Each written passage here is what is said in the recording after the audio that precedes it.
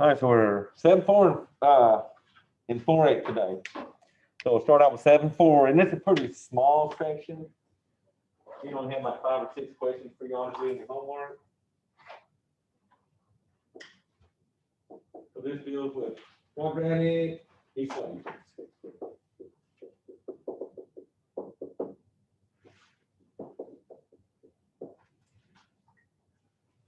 And we'll be looking at the different ways to solve these quadratics in this section. And in the 4-8, we get a little bit more knowledge about them. And then I think 7-5 after that, deal with the vertex stuff. So probably hit that stuff more Wednesday on the vertex. So first thing on y'all on the quadratic equations, a new definition for you is zero. So in quadratic equations, when we talk about zeros, we're basically talking about the solutions. So the zeros are the solutions to quadratic equations.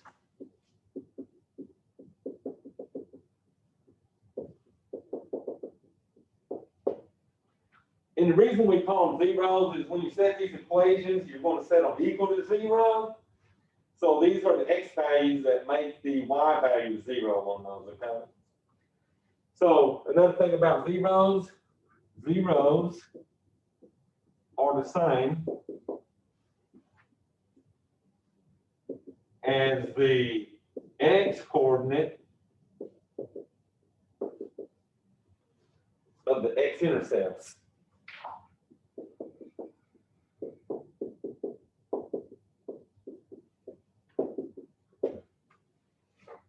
Okay, so if I can graph an equation, I can find the answers by seeing where it is crossing over that x-axis that way, or I can solve them and get my solutions that way, okay?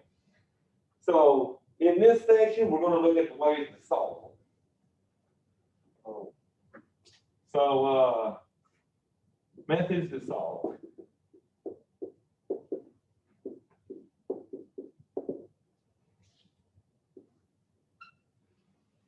So one method is your favorite, solve it by factoring.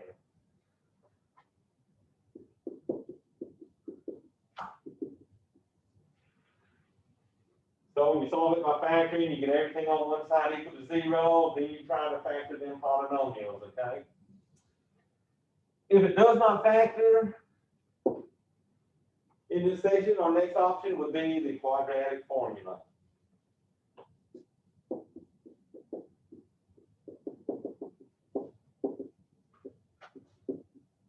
And you'll all write the quadratic formula.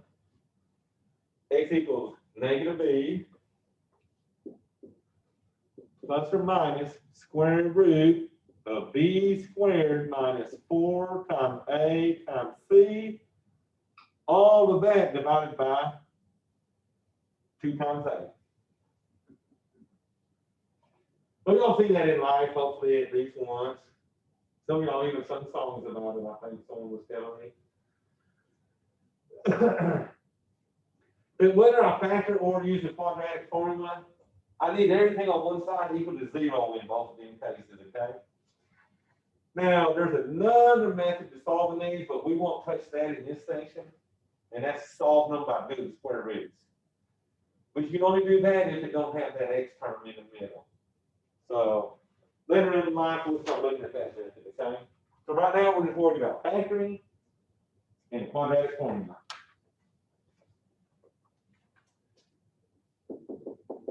So these problems will say find the zeros of the function.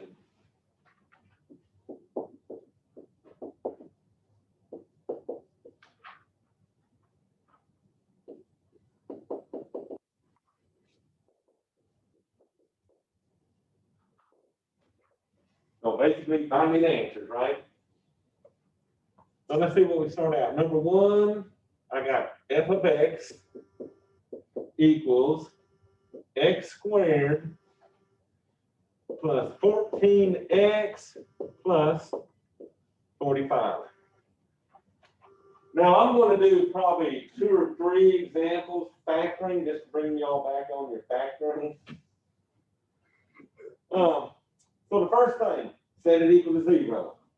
So I'm gonna take the actual polynomial, x squared plus 14x plus 45, and set it equal to 0. So the first thing I look at, can I factor that? If I can't, then I'm using the quad. So if I want to know if I can factor this, I need to find factors of 45. Since that's plus, I'm going to factor the 45 that'll add to get me a 14. Can we do that? What would they be? 9 and 5.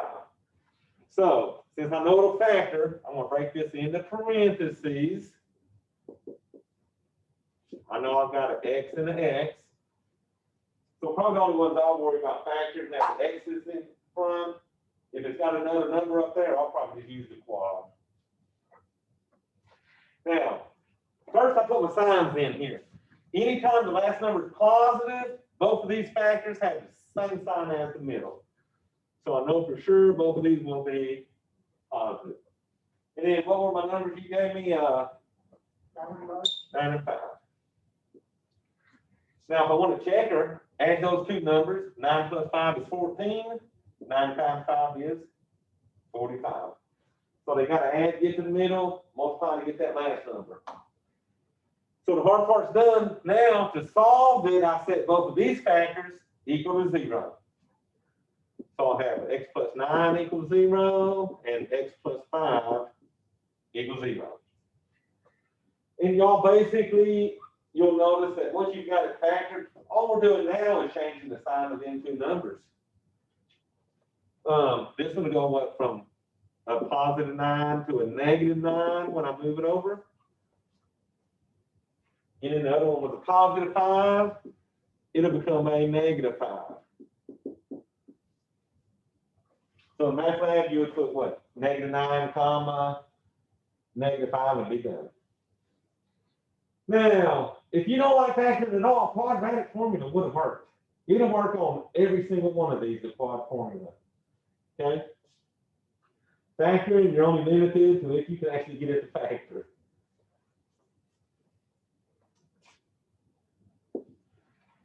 I'm just going to put another one up there to see if y'all can factor this. So how about we'll do f of t equals t squared. Oh, let me see what I want. How about a negative 10t plus 21?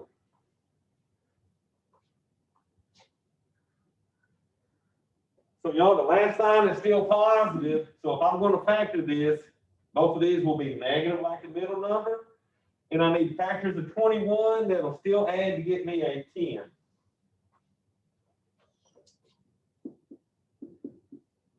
Will it be 7 and 3?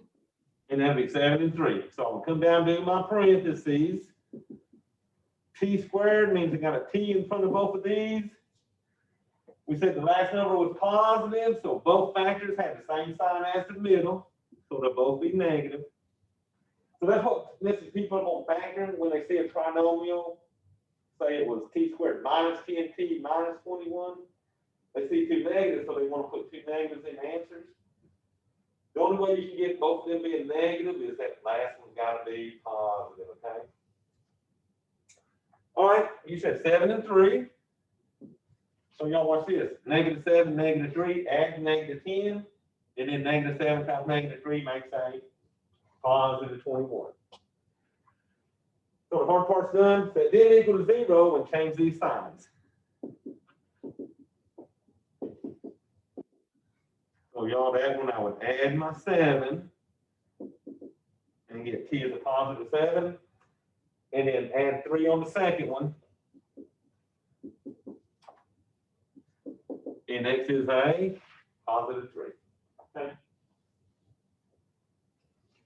So I'm going to do one more factor and then we're going to hit quad, okay?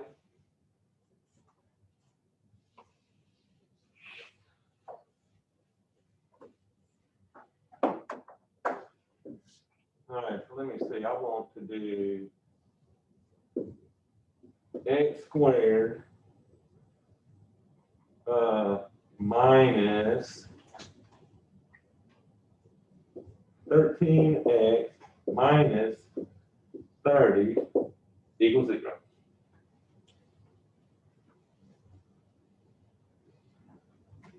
So since we got a negative at the end, we don't want factors that add to get the middle. We want two numbers that'll subtract and get that middle number. So are there factors of 30 that I can subtract to equal a 13?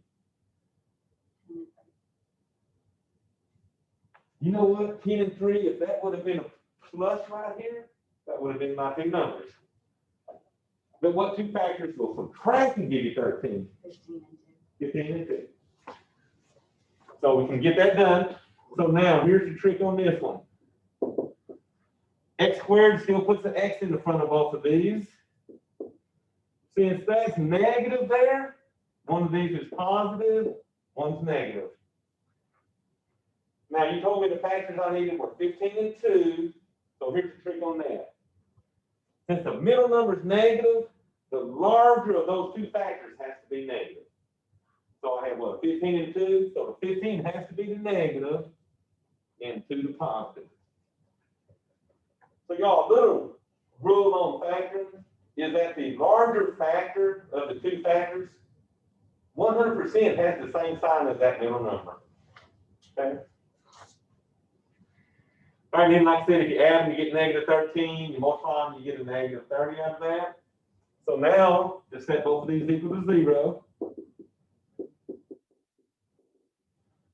And solve. So the first one, I'm going to subtract 2. And then this one we'll what, add a 15. So I get x is a 15. Okay. I will say this, the highest exponent of a equation like this tells me how many answers I'm getting. So any of y'all need support? So the support will sort of work through some of the factoring that I'm doing. Okay. You're all good at that. All right, so the rest of these are going to be quad formulas, okay?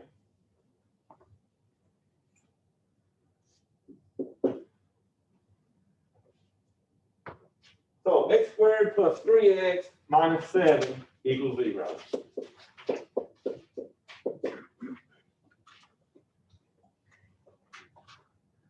So there are not any factors of 7 that'll subtract and give me that 3 in the middle.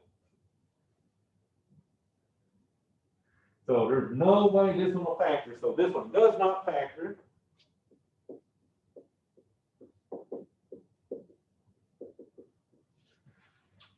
So we're going to use the quad formula. So remember, when you use the quad, everything's got to be on one side equal to 0.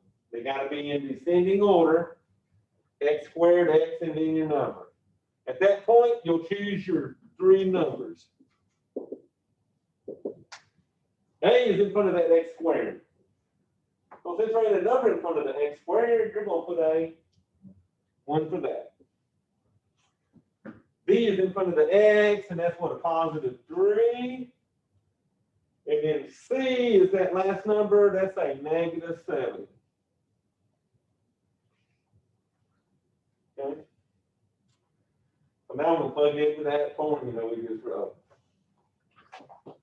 So x equals negative. So since that's got a negative b in that formula, you automatically got to write that negative down every time, okay? And then put in your 3, because that's your b. And then it's plus or minus square root. B squared would be the 3. Minus 4 times your a, which is 1. And your c, which is a negative 7. All of that's over. 2 times a, which is 1. So you basically replacing them 5 letters with those 5 numbers. Now, there's very little I can do on the outside right now. Only thing I can do on the outside is do that 2 times 1. Everything else is working under that radical, okay? So I got my negative 3 plus or minus. 3 squared, we know what that is. 3 times 3 is what, a 9? Now, Y'all, let me just say this. No matter what number you put in for that b, when you square it, it's got to become a positive. Right? You put two negatives, negative times negative makes that a positive. So if you ended up with a negative at this point, you're wrong. You got to go back and fix that square, okay? But I know on the calculators, if you don't put them in parentheses when you do negative numbers, it won't square those negatives for you, okay? Now, all of this stuff is getting multiplied together at that end right there. You see two negatives, so what sign will I put? And then let's see, 4 times 1 is 4. 4 times 7, what, 28. All that's over 2 times 1, which is 2. So I can still do one more thing up under that radical. I can finally add in two numbers together. So let me bring down that -3, plus or minus. Let's see, 9 plus 28 is what, 37? All over 2. At this point, we got to see if we can simplify that square root of 37. So, to simplify a radical like that, you have to remove any factors under that radical that are perfect squares. So let me write my perfect squares right here.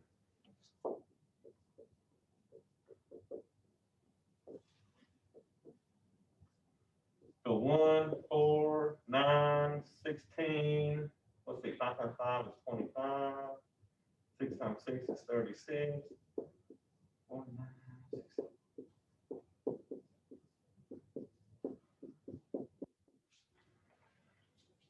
All right, so these numbers are 1 times 1, 2 times 2, 3 times 3. But basically, all the numbers I wrote have a square root. You take the square root of 4, you'll get a 2. Square root of 9, you get a 3. These are all what we call perfect squares. So here's my question. Does this 37 divide by any of them perfect squares? And we don't care about the 1 don't change nothing. So you can mark this one off. The 37 won't divide by 4, won't divide by 9, won't divide by 16, and the hell, everything else is getting too big. So, since that radical does not simplify, this right here is my final answer. We can only go further if that radical simplifies more, okay? I got one where the radical will simplify, so. Now on MATLAB, you can use the plus or minus to put this in one time. But really what that plus or minus is telling me is that I got -3 plus square root of 37 over 2. And then I got -3 minus square root of 37 over 2. So the plus or minus is shorthand for us. Okay. MATLAB will take the plus or minus. Okay. Or you can write it out twice like I did there and just put a comma in between them two. But me, I'm a plus or minus type person. Now, the calculator program I gave y'all will do these problems. You just put in A, B, and C. And then it gives you a decimal first time, but you hit enter again and it gives you the radicals.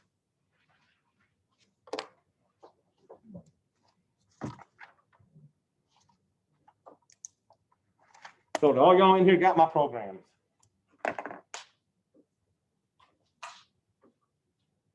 Let's see if y'all can do it. So you get program in the middle, and then you arrow down the quad.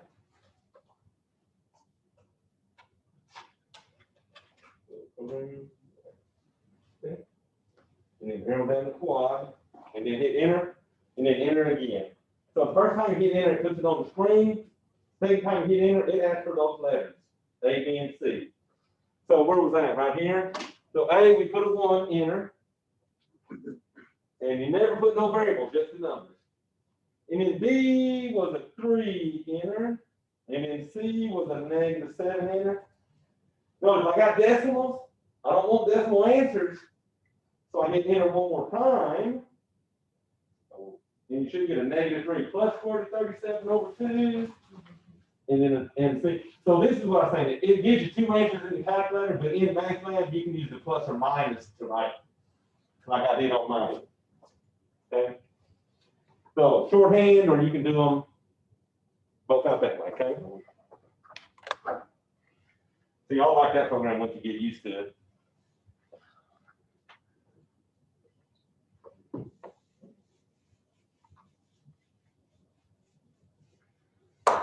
Also remember, quadratic formula can give me imaginary answers also.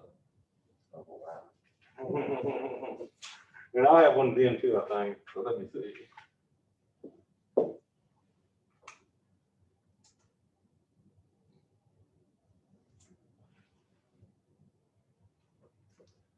All right, y'all, so let's see. This will be f of x equals 4x squared minus the x plus a 3. So they got that 4 in front of the x squared. You can try to factor that, but when you got numbers in front of the x squared, they're more tedious than they are fun. So probably just knock it out with the quad formula. Okay. So A I know is 4. C I know is 3. What would y'all put for my B? -1. There you go.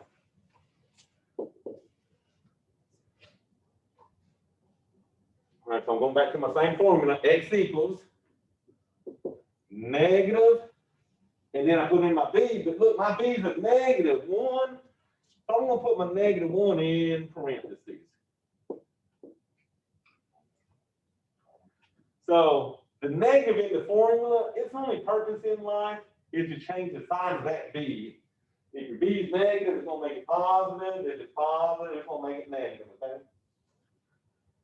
All right, then you got B squared, which is -1 squared minus 4 times A, which is 4, C, which is 3. All that's over 2 times A, which is 4. And the trick to remember is that this 4 and this 2 on the bottom, they're in that formula every time. Okay. So let's see. Negative times negative makes that a +1. Plus or minus square root. -1 squared is 1. Now look at this. The right side only has 1 negative this time. So it's going to stay negative. And then let's see, 4 times 3 is 12 times 4. What's that, about 48? All over, 2 times 4 is 8 on the bottom. So y'all, we pretty much got the outside done. We just got to play with the radical now. Uh-oh. 1 minus 48 is now going to give me a -47 all over 8. So two things that bug me about that radical. One thing, I got to see if it'll simplify by dividing by any of them numbers. And then it's got a negative under it. So first, let me see. Here's my square root of a -47. So this is my side work. We'll try to simplify that. So first of all, I'm going to look and see, does it divide by 47 divided by 4? What about 9? 16. And everything else is starting to get too big, right? 25, 36, those are all too big. So I know the number does not simplify any, but we cannot leave that negative under there. So y'all, what I'm going to do is I'm going to rewrite that square root of -47 as a square root of -1 times a square root of 47. Notice I'm able to break factors apart under those radicals, okay? So y'all, what's the square root of -1 equal? Ask them fancy calculators.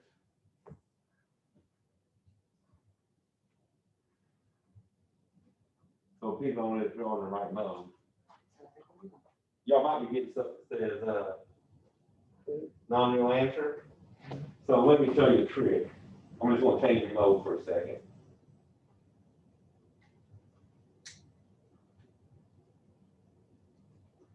Now, sorry. Now ask me that.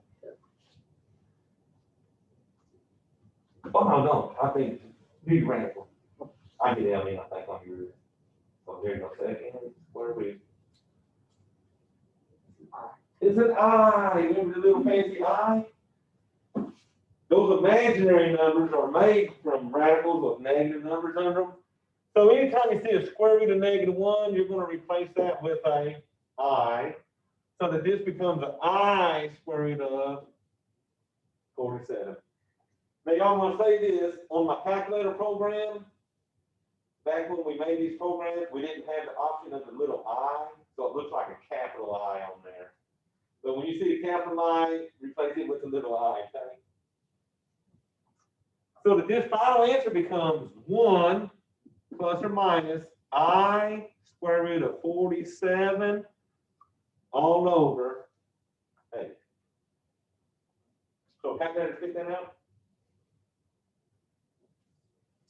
Like I said, the only difference is it probably put a big I right there instead of my little I, okay? But an I is an I. All right, question on that?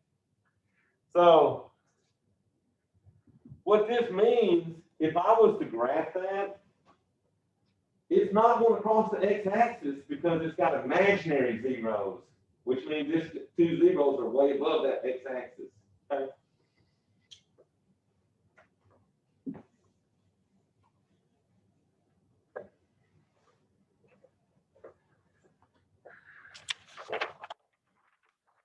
All right, so that's 7-4, just a little bit of 1 or 2 you factor, the rest of them you're going to hit with quad, okay?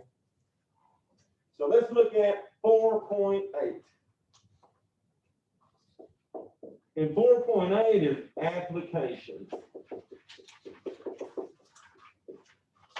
Now, I don't know if y'all learned this yet, but anytime I do stuff with applications, that's probably going to be word problems. Because on the last test, when I did applications, that's the one where you had the word problem with the eggs and the cinnamon rolls and the pizza, and you had to figure out the cholesterol thing it was on it. So, all right, so the first one, I'm going to draw a picture up here.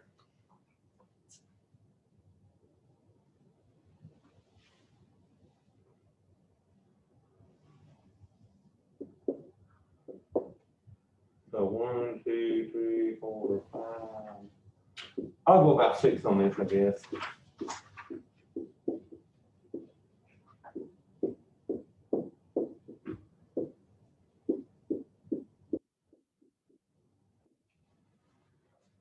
All right, so I got, it's crossing over here at -3, and it's crossing at 5. So we're just going to draw us a parabola coming up through those. And I don't care where it hits here or anything, I just need y'all to cross it at that -3 and that 5. Now they're giving me an equation for this. The equation for this is x squared minus 2x minus 15 equals 0.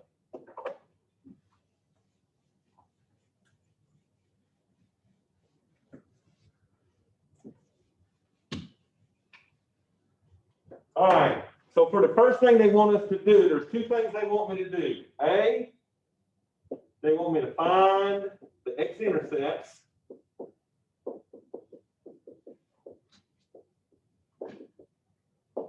And then B, they want me to find the solutions.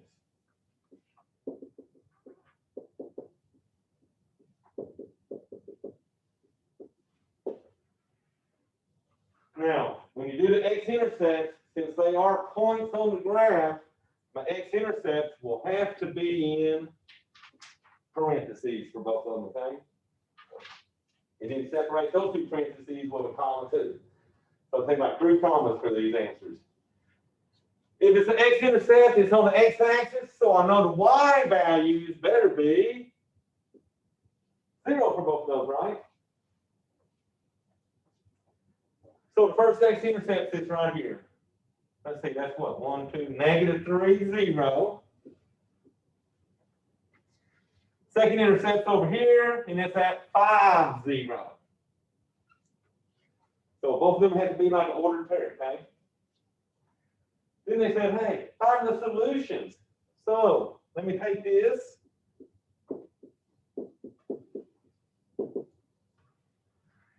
I'm going to solve that, and I will say this. In this section 4.8, it will factor if you're going to factor. Okay? So this will factor. So I got an x and a hex. That 15 is negative. Anytime that last number is negative, you got unlike signs on your factors. Anytime the last one's negative, you want factors of 15. That'll subtract and give me a 2. So what would that be? 5 and 3. Now remember, since the middle's negative, the larger number will be negative, so that's the 5. And then the 3, positive. But at that point, if you add it in, you get -2. You multiply them, you get -15. So now let's finish out. Take both of those, set them equal to 0. So y'all, the first one looks like I'm going to get to -3. And then the second one, I'll add 5. And we'll get x is a positive 5. So the whole purpose of this exercise is for you to realize that these two answers are the same as those x-intercepts. Okay? So if you ain't good at factoring and using the quad, grab it and you might be able to tell where that's crossing, okay? So we only have to, if we have to go further than the x-intercept, right? We can't stop there. Right, yeah, they want you to do the whole, so they just want you to do that part so you can see that the answers are those. Now here's the trick. If you know these are the x-intercepts, then ain't that going to be the solutions? Just remember, when it's solutions, you don't want to put it into ordered pairs. You just want to put that -3 and that 5 will be done. Okay? So, you know, this way, if you can at least grasp something, you might can see where them intercepts are. Beyond some of those, it's got radicals on them. Those radicals are just estimations where it's crossing over, so it's a little trickier than that.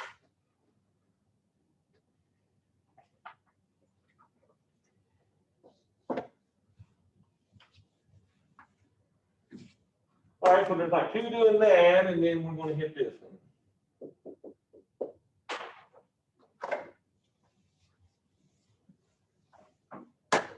I gotta see who's my youngest one. Who just got out of high school? Any of y'all? Oh, y'all, okay, so you might know this. It's a word problem. Application. So here we go. A wire is stretched from the ground to the top of an antenna tower.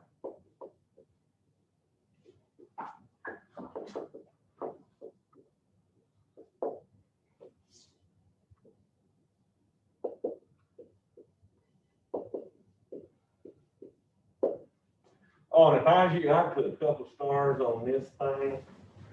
Because they love these on our tests and on our final, okay? All right, let's see. The wire is 25 feet long.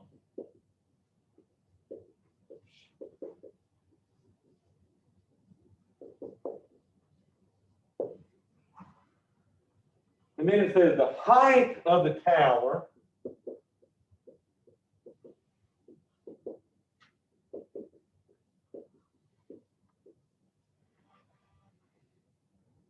is 5 feet greater then the distance D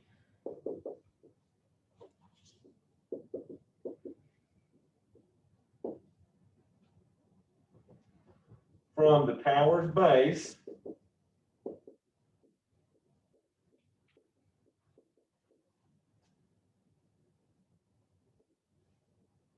to the end of the wire.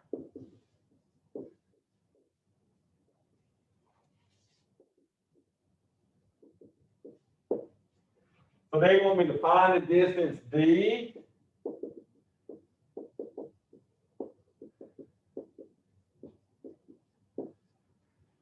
and the height of the tower.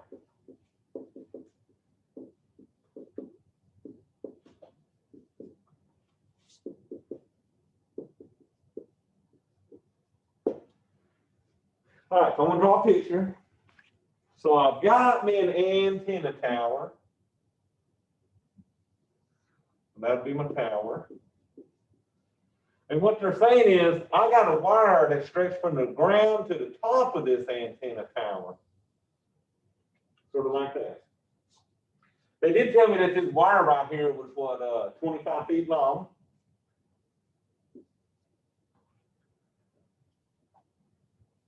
And it told me that the height of my tower over here, this height is 5 greater than the distance D. So they're saying from this base to the end of my wire over here is D.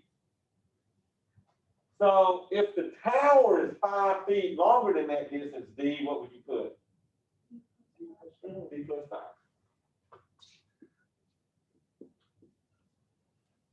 So to finish this off, I'm going to draw me a little box right there. That little box means that that is a 90-degree right triangle. So there should be a nice little formula I can do for that triangle. You remember? I'm gonna start you off. There's a nice formula to solve this.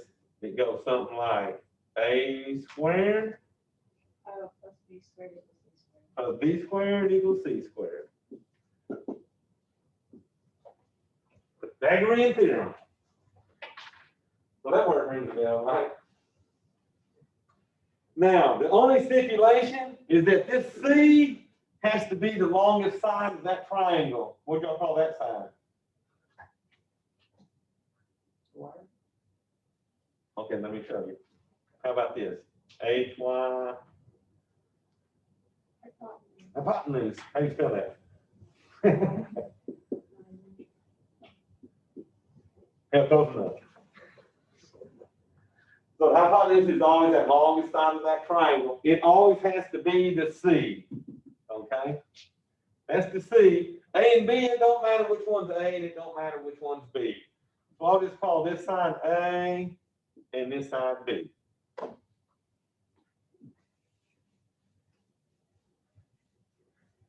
So next, let's replace our formula with our values we got. Side A has a D there, so that's going to be D squared plus side B is a D plus 5, so we're going to do a D plus 5 squared. That's going to equal that other side, which is the hypotenuse, which is 25 squared.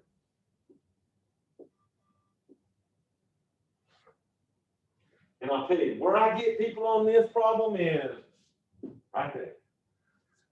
So I'm going to do a little side work for that part. So first of all, D squared, you can't do nothing to that, so that's going to stay a D squared. So now on the side, let's figure out D plus 5 squared. That will not equal D squared plus 25.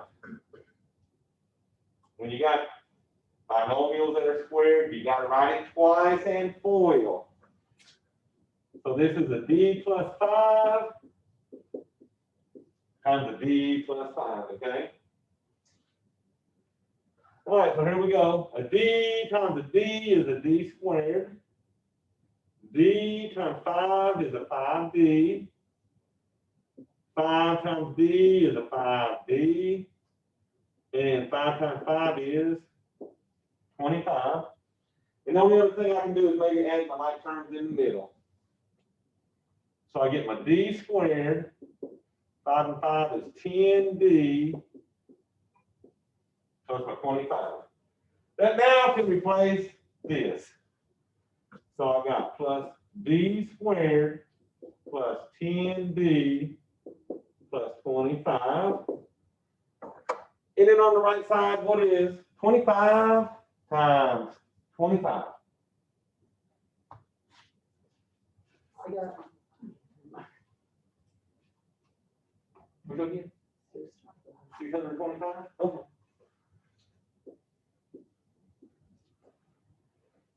So y'all at the moment, notice, I got like terms I can add real quick. So a D squared plus a D squared gives me 2D squared plus my 10D plus 25 equals 625. So quadratic because it got that D squared in it, which means where that 625 is, what do I need to be right there? What have y'all been setting all these equal to? 0. So this needs to be a 0, so we're going to subtract 625 from both sides.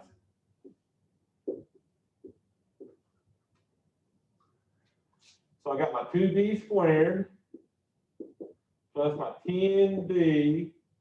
25 minus 625 is a negative 600. All that's now equal to 0. So that's why I like calculators for big problems like these big numbers. But I want to solve this by quadratic formula.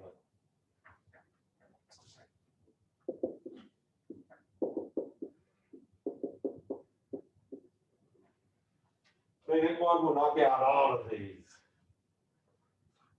So here we go. X equals negative b, which is 10, plus or minus b squared, which will be 10 squared, minus 4 times 2 times negative 600, all over 2 times 2.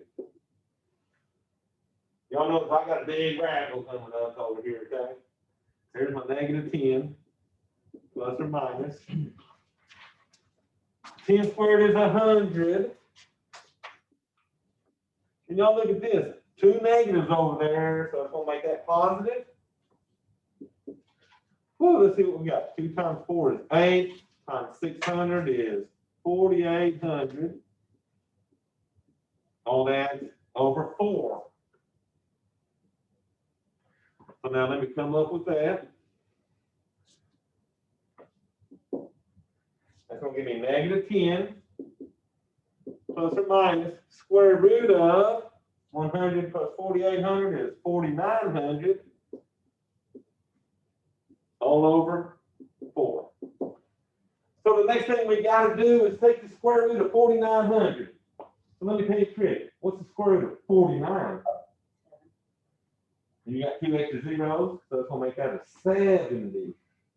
So 70 times 70 would be what, 4,900? So that this gives me negative 10 plus or minus 70 over 4. So this is what I'm going to use to get my 2 answers. My first answer, I use negative 10 plus 70 and divide by 4. The next time I'll do negative 10 minus 70. So that's what the plus or minus is for. One answer you're adding, one answer you're subtracting, okay?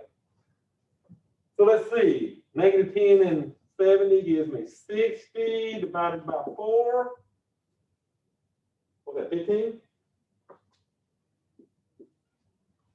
So one answer is a positive 15. Now, to get that second answer, I'm going to take the negative 10 minus 70 over 4. So that gives me a negative 80 over 4. What's that, a negative 20? So if you did quad on this, you should have got a 15 and -20. One of them answers is going to work, and one of them is not going to work.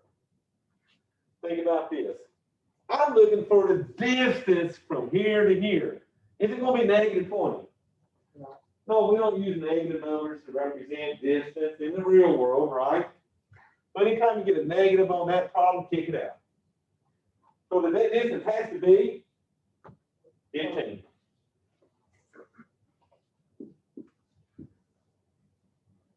Well, if that distance P is 15, how tall is my tower?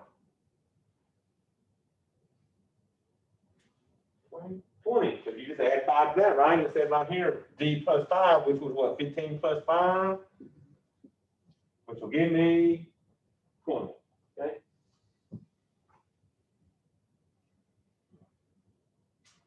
So those problems have a little bit of work in them, okay? So I'll show you the next one, and it's sort of just like this. Let me let y'all write what you gotta write.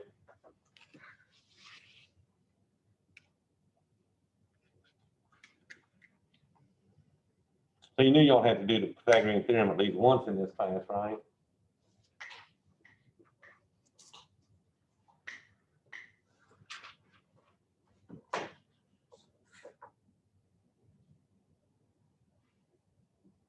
Now the next one will be similar, but you want to know the differences, okay? So y'all got this part down, Mike.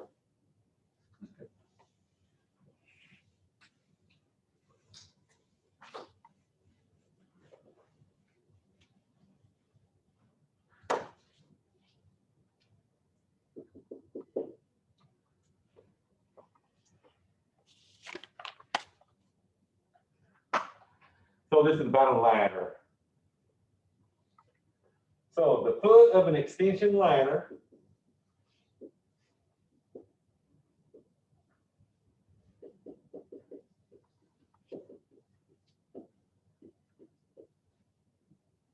is 7 feet from a wall.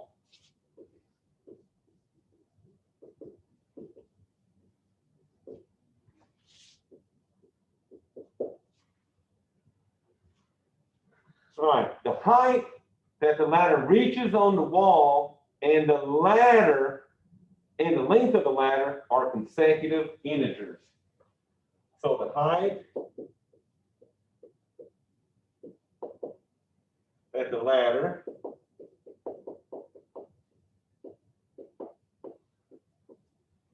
reaches on the wall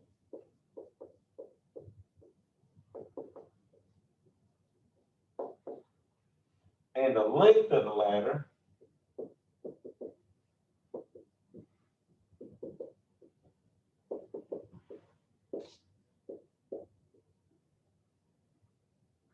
are consecutive integers.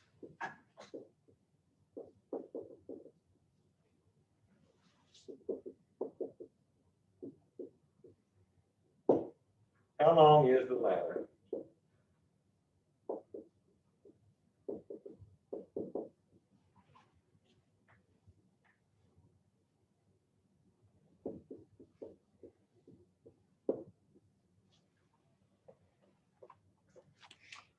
So similar, yet different.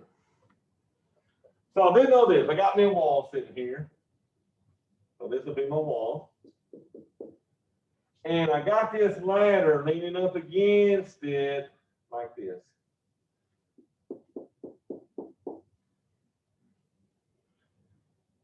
I do know that that ladder was 7 feet from the wall right here on the bottom. So right here is 7 feet.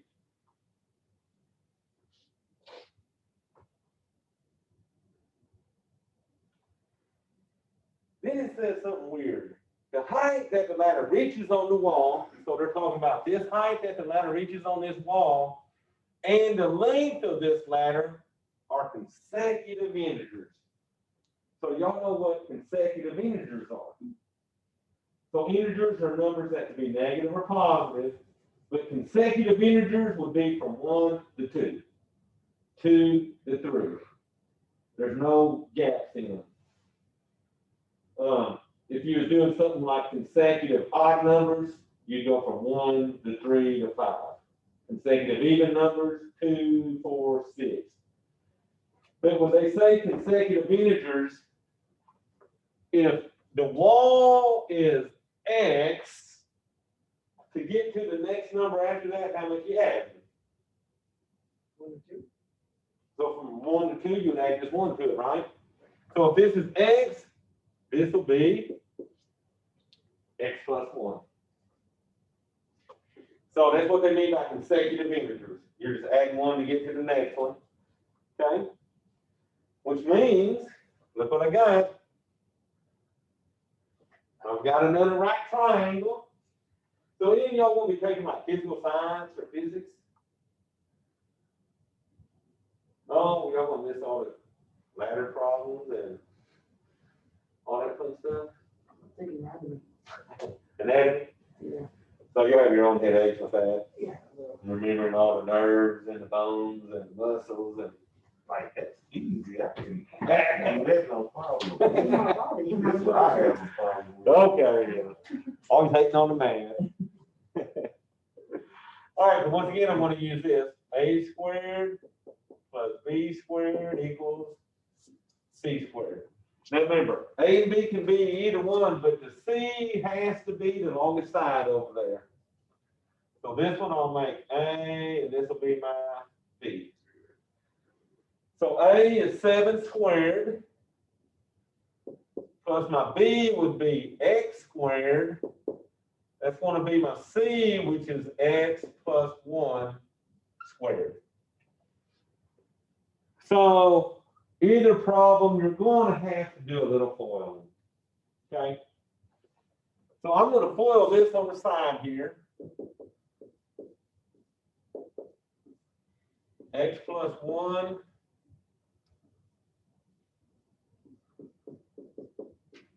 times X plus 1. So let's see, that'd be what? X times X is an X squared. 1 times X is an X. 1 times X is another X. 1 times 1 is 1. So I'm going to shorten that down to what? An X squared. X plus X is 2X plus my 1. So that's now going to replace this X plus 1 squared. So here we go. What's 7 squared? 49. So 49 plus X squared is going to equal X squared plus 2X plus 1. So we got a lot of X squareds on this. So since we got an X squared when we're starting, we need to try to get everything on one side, okay? But watch what happens. And I always start out with my highest exponents. So I'm going to subtract this from this side and add it to this side, okay? So if I subtract that, I got to subtract it there. So what happens to my X squareds? So this 49 can come down. But y'all, X squared minus X squared, that cancels on that side. X squared minus X squared cancels on that side. So the X squareds are gone. The only thing left on the right side is the 2X plus 1. So anytime you got the same variable on both sides, it cancels out, no matter what. Okay. Now, what's nice, that's not even quadratic anymore. I was about to get out of you, but So it's not quadratic no more, so I don't have to put it in the quad formula or factor it. All y'all got to do is solve that for that one little X. So we're going to start out by moving the 1 over. So let's subtract 1. So now I get what? 48 equals 2X. Divide by 2 and be done, right?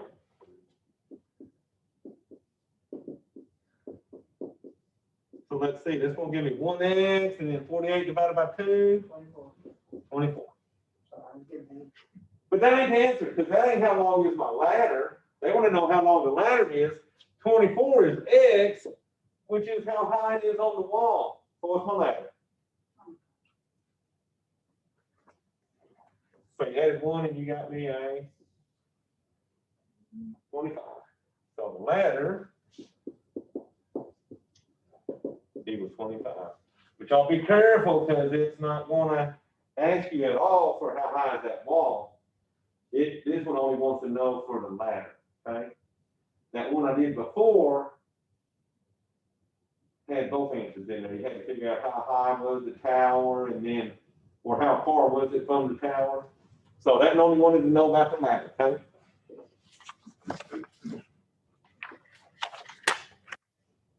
But notice, this one will turn out to be not quadratic when you're solving it. That first one you do gotta use quadratics on it, okay?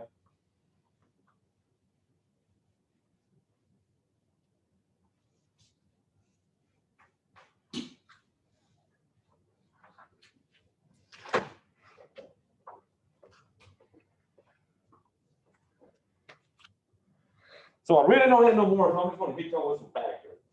Get y'all good on factors, okay? See how y'all doing. That section 4A only had 4 problems. It's 2 doing the intersect stuff and then 2 with the matters. So this is just a review on factoring.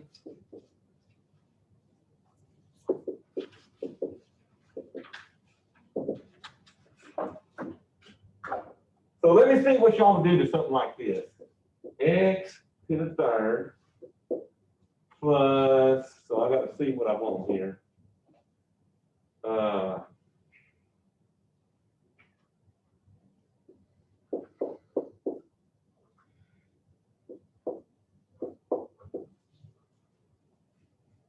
And this just helps some of y'all out in support.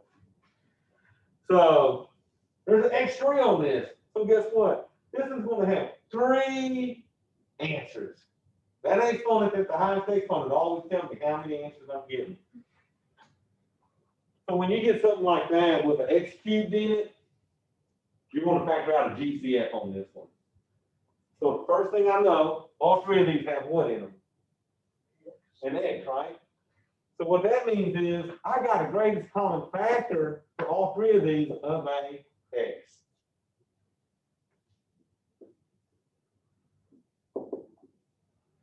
So I'm going to factor that X out and put the rest of it in here. Well, if you take 1 X away from all these, you'll end up with an X squared plus 11X plus 24. So that this part inside the parentheses is now quadratic. And then this, anytime you got a greatest common factor that's a variable, its answer is always going to be 0. So let's see if that makes sense. 0 squared is 0, or hell, 0 cubed is 0. 0 times 11, 0 times 24, so 0 plus 0 plus 0 is 0. So if you're ever doing an equation and that variable's in every one of them terms, then you know that one of them answers is always going to be 0, okay? So now, what I would do is factor what's inside these parentheses now. So I know that'll be an X and an X. That last side's positive. So since that's positive, both of my factors will be positive, like that 11 in the middle. So let's see if y'all can find me factors of 24 that'll add to get 11. 83. There you go. You see how factoring is so heavy on knowing multiplying? So if they did nothing else in Arkansas for 12 years of school, show you how to multiply and how to find all those factors, because that's what kills people on actual factoring. Okay. So I got 3 factors up here now. I'm going to set each one of these 3 factors equal to 0. So I get X equals 0, X plus 8 equals 0, and then X plus 3 equals 0. Now we'll say this: if you're doing support, it makes you can stop at the factoring part. It don't make you actually solve them. I just wanted to solve because college algebra, right? So this one we would what? Subtract 8, and then here subtract 3. three answers would be 0, -8, -3, okay?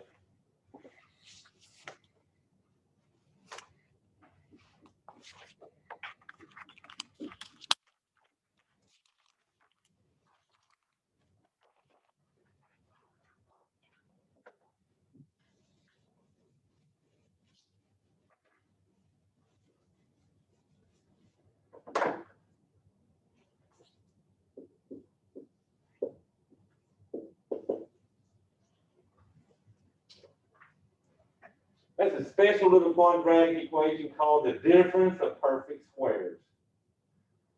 The x squared is the x times the x, and that 81 could be what, 9 times a 9. Now, two ways you can solve this, and this will be the third way to solve a quadratic.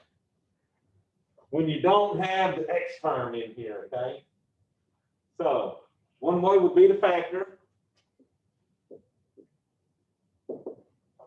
Now, if you're going to factor this, you need to treat it like this. Treat it like it's got a 0 in the middle because that x is not there at all, okay? So what I would do, the last one's negative, so one of these will be positive, one of these will be negative. 81 is the last number. So what I need are factors of 81 that'll subtract and give me 0. So that middle number is a 0. So what two factors of 81, when you subtract it, would give me a 0? 99, right? So this would be a 9 and a 9. So when you see something like this, x squared minus 81, take the square root of that to get them two factors. And then you would finish it off by setting these equal to 0.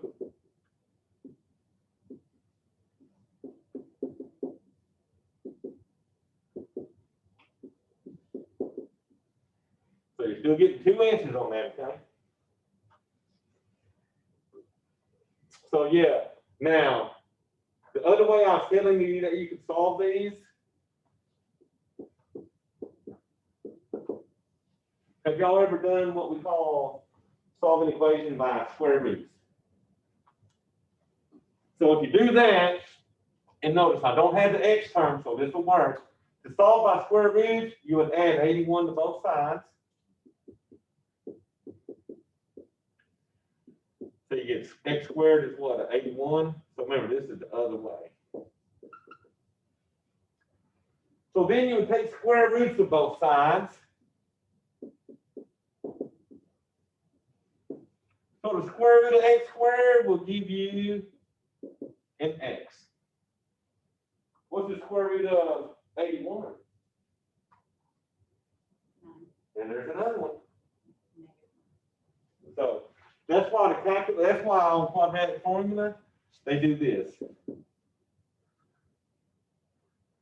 Those pluses or minuses are just because of that radical, and when you take the square root, remember, it could be two negatives that give you that answer, or two positive numbers that give you that answer.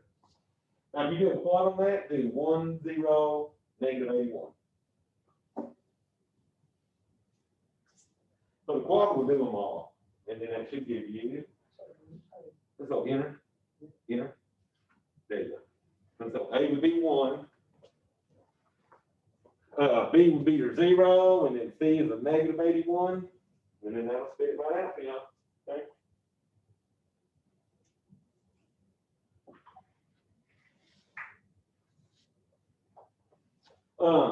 So y'all, to me, factor is easier than that quad formula.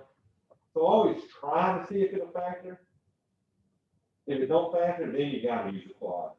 Now, there's a factor program on that thing that'll factor if it will factor.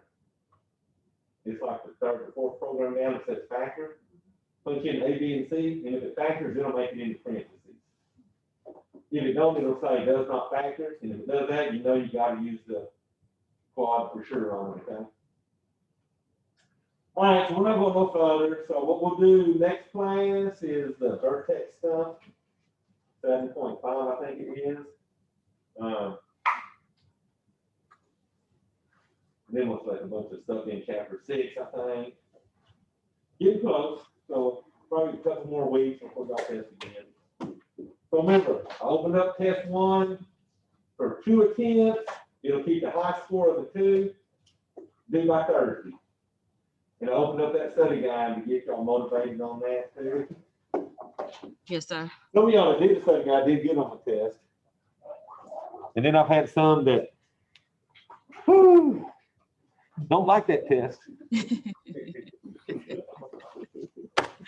I think it's because of the graphing on it.